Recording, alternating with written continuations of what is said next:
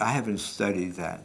I mean, there is an American who wrote a book really denouncing Zen because of the military connection.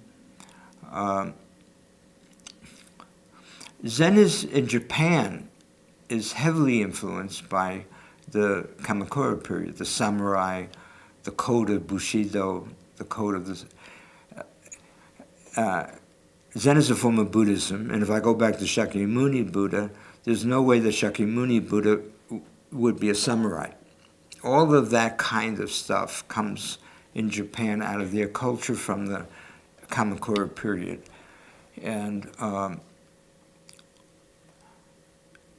so it's almost natural that they would be supportive in the military.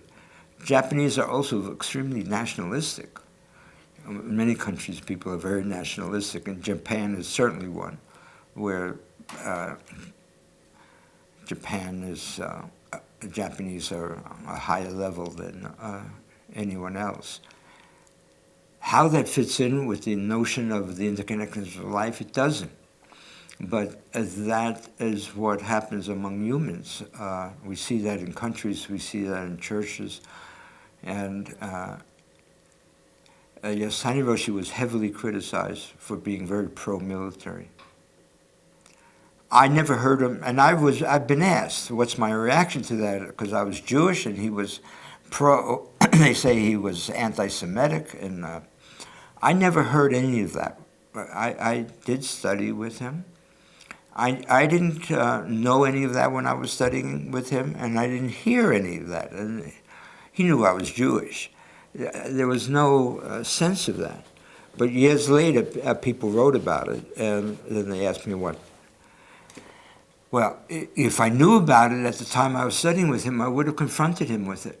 But I didn't, so I don't know what to say about it, except that there are Zen teachers. Suzuki Roshi, who started the San Francisco Zen Center, was a pacifist, and he was against the wars, and he was discriminated by other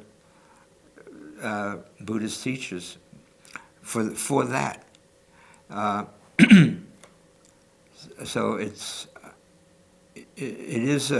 in the West, I think people involved in Buddhism, you would think, oh, they must be against wars and peace activists, or we think of it that way. In Japan, it was not the case. It was not the case.